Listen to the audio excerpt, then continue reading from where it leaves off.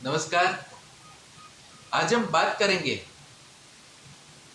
सेन महाराज के विषय में। मित्रों, बांधवगढ़ में सेन महाराज हो गए जो एक नाई का काम करते थे। तो वो सेना नाई के नाम से उनको लोग जानते थे और वो राजा के नाई थे। बड़े भगवत भक्त थे। हर रोज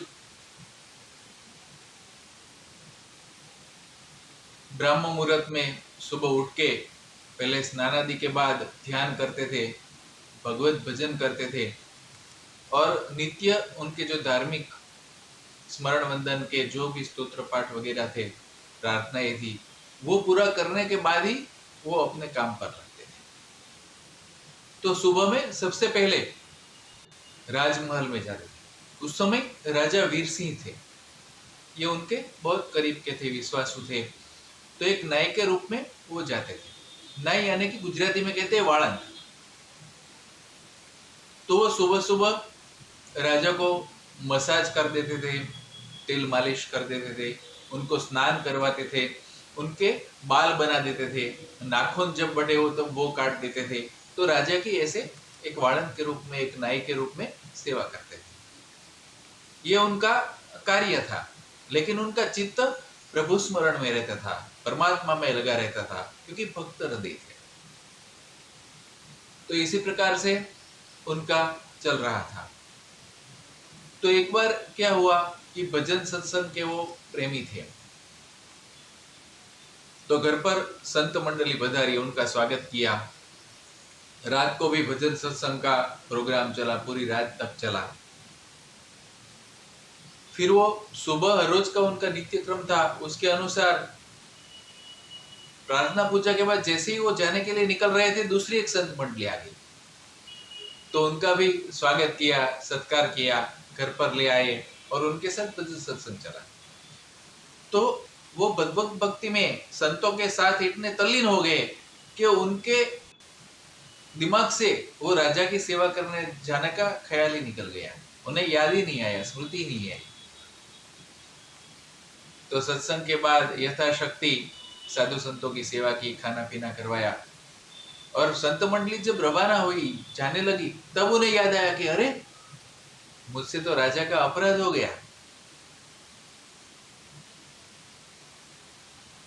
राजा की सेवा में जाना था, मैं तो भूल ही गया। फिर उन्होंने अपनी बैग उठाई, जिसमें वो सब कैंची और सब उस्त्रा, सब सामान रहते थे, दर्पण रखते थे, और निकल पड़े डरते डरते। वो बहुत जल्दी में पहुंचे राजमहल। तो बाहर ही द्वारपाल और सैनिकों ने बताया कि अरे, क्यों वापिस आ गए, कुछ भूल गए क्या? तो उन्हें लगा ये मजाक कर रहे। अरे, मैं क्या वापिस आया, आज देरी हो गई। नहीं नहीं, अरे आज तो राजा आपसे बहुत प्रसन्न है। तो उसे लगा अरे, राजा मुझसे प्रसन्न है, ये शायद मजाक कर रहे हैं या कटाक्ष कर रहे हैं। राजा मुझ पर गुस्से होंगे, अवश्य होंगे, क्रोधित होंगे, तो मैं उनकी क्षमा मांग लूंगा। तो अंदर गए, राजा प्रसन्न चित्त थे। आइए आइए, उन्होंने कहा। राजा ने कहा मैं आपका ही स्मरण कर रहा था।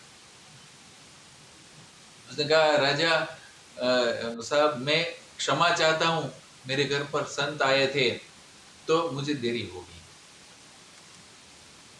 तब पता चला उसमें क्या हुआ कि हर रोज का समय हो रहा था। वहां पर सेन महाराज भजन में तल्लीन थे और राजा यहाँ पर प्रतीक्षा कर रहे थे। जैसे कि राजा को क्रोध आए, उससे पहले तुरंत ही भगवान आ गए सेन महाराज के रूप में। राजा को लगा कि आज सेन महाराज कुछ अलग ही दिखते हैं। भगवान ने उनका रूप धारण किया था, तो वाइब्रेशन ऐसे रहे होंगे, उसका प्रभाव ऐसा रहा होगा, और भगवान ने सेन महाराज के रूप में राजा की सेवा कर दी। उसे तेल मालिश कर दी, उसे स्नान करवाया, उसके बाल बनाए, और राजा का भी चित्त कुछ अपूर्व आनंद में मग्न हो गया था। उसको आज सेन महाराज का स्पर्श भी कुछ दिव्य लग रहा था, उनका रूप में भी कुछ दिव्यता महसूस हो रही थी और प्रसन्न थे, उनके चित्त भी पॉजिटिव हो गया था। सेन महाराज फिर से आए तो उन्होंने कहा, अरे मैं आपको ही याद कर रहा था, आज तो बहुत मजा आया, कुछ दिव्य था।